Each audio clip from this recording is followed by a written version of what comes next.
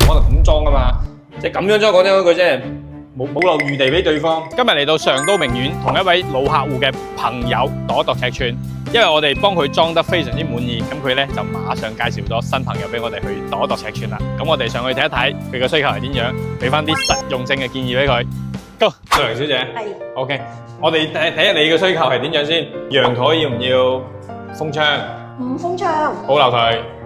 我就意思就係想到時候搞個防盜網就得㗎啦。嗯，係咯，哇咁開揚嘅。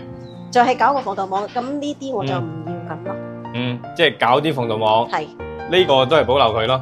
唔留咯。重新。直情係想要個防盜網。就解防盜網唔要呢個啊？嗯。唔係咁嘅嘢咪點樣好咧？係啊，因為你俾個建議。不過我而家睇到個肉最主要就係正常都要做個欄杆，再做防盜網好啲。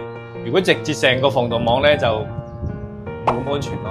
係咪啊？嗯，即係直接防盜網，你唔覺得？咁或者你下邊咧做個欄杆，跟住再做個網，再做個防盜網好啲。嗯，肯定係咁樣。就呢個太粗唔好睇啊嘛。係啊，我嘅意思就係咁咯。OK， 冇問題，換咗佢。梳化係你諗住坐呢邊定坐呢邊？梳化喺呢邊。靠呢邊啦，可以喺門口睇通晒。呢邊好啊，嗱靚個景又靚，睇晒。因為我睇到阿強哥嗰啲都係咁。即係你中意林生嗰啲風格嘅。係啊，我就係中意佢嗰啲。佢咧佢屋企係鋪咗嗰個亮面嘅嗰種米黃少少嘅磚。係啊，我最中意呢啲。跟住咧牆面咧就軟膠漆，然後咧做咗少少有胡桃木嗰啲色調。嗯。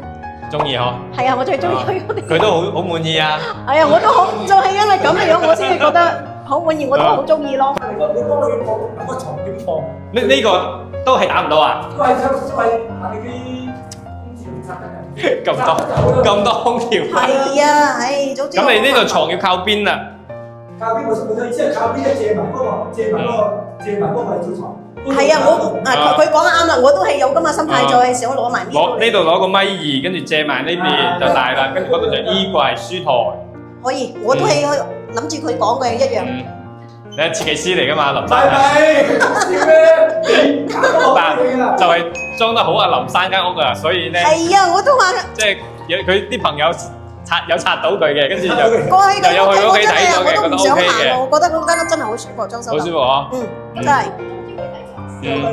坐好耐啊！喺佢屋企。朋友嚟㗎，全部都係啊，後尾先知係朋友。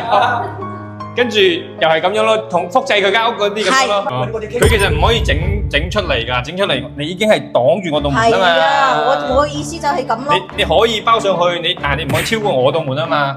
呢個肯定係佢錯㗎。你而家將佢突出嚟突過我道門啊嘛，你都擋過我道門啦。就係咯。呢度咧，呢個同佢講，好似同埋講話，如果唔制咪，好似佢話齋報嗰啲咩承建或者報居委會咯。佢哋過嚟協商㗎嘛，你唔可能咁裝㗎嘛。即係咁樣裝講真嗰句啫。冇留餘地俾對方，要報準，跟住係幾多就幾多，就唔好搞後邊慢慢加錢嗰啲咯。就按照阿強哥嘅標準，一樣個報價單嘅，我直接睇住攞嚟寫嘅。俾咗你冇時間啊！嗱，我哋係咁樣嘅，老客戶介紹就肯定實惠報價，係嘛？如果做得唔好，咁阿林生都鬧我啦，係嘛？周生都批評我啦，一定要做好啲，即係先報價先，好唔好？你做埋嗰個擺層佈局同衣櫃。我做埋㗎啦，要做埋㗎啦，即係邊度擺床，邊度擺櫃，俾你睇下先。邊度擺餐台，邊度擺晒俾你㗎啦。跟住材料啊，國家佈局俾你。冇錯。有時咧，你做修改嘅即時再修改，修改啦，確認冇問題啦，再確認簽合。呢個咧就係做個流程嘅。係啊。